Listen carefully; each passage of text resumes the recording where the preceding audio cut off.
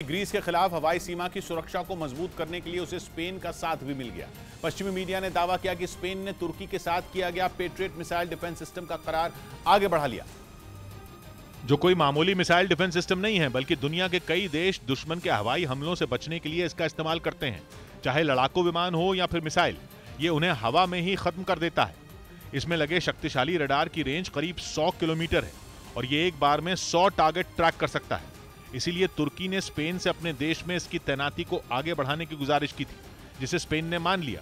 जिसका मतलब यह हुआ कि तुर्की के लिए पेट्रियट की मदद से भूमध्य सागर में ग्रीस के लड़ाकू विमानों पर नकेल कसना आसान हो जाएगा। पश्चिमी मीडिया ने दावा किया कि भूमध्य सागर में ग्रीस पर दबाव बनाने के लिए तुर्की ने अपने F-16 फाइटर जेट को आधुनिक रडार से लैस कर दिया, जिसके बाद उसके ये लड़ाकू विमान एक साथ कई टारगेट को निशाना बना सकेंगे। मतलब यह कि तुर्की ने जता दिया कि अगर ग्रीस ने भिड़ने की कोशिश की तो आधुनिक रडार से लैस F-16 जेट उस पर कहर बनकर टूट पड़ेंगे।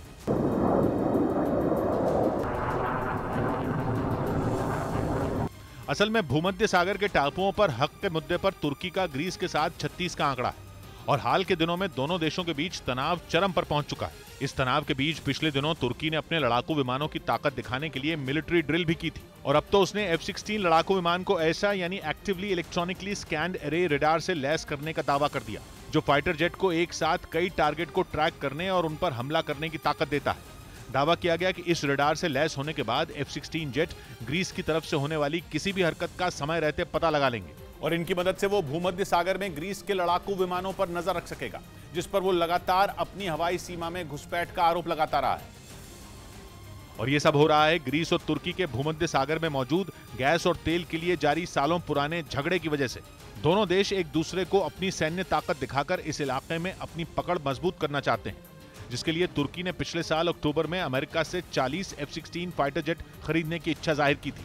साथ ही उसने अपनी वायुसेना के बेड़े में मौजूद F-16 लड़ाकू विमानों को अपग्रेड करने के लिए किट देने की भी मांग की थी। लेकिन जब अमेरिका से लाख मिन्नतों के बावजूद इस पर बात नहीं बनती दिखी तो तुर्की ने ग्रीस पर दबाव बढ़ाने के लिए F-16 जेट को खुद ही अपग्रेड करने का फैसला कर लिया और उन्हें आधुनिक रडार से लैस कर दिया। यूक्रेन ने रूस के ठिकाने पर हमले का एक और वीडियो जारी किया, जिसमें उसका ड्रोन रूस के सैनिकों पर कहर बरपाता दिखा, जिससे रूस का ठिकाना थर्रा उठा। बम के जमीन पर गिरते ही जोरदार धमाका हुआ और पुतिन के सैनिक वहीं गिर पड़े। फिर अगले ही पल धुएं के बीच रूस के जवान जान बचाने के लिए रेंगते नजर आए। वीडियो में एक जवान बुरी तरह घायल दिखा।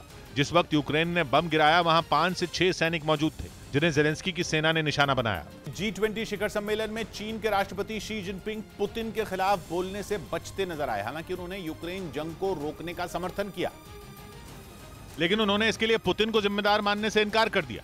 और तो और शी जिनपिंग ने आरोप लगाया कि युद्ध को भड़काने का काम अमेरिका और पश्चिमी देशों ने किया, जिसकी कीमत यूक्रेन को चुकानी पड़ी।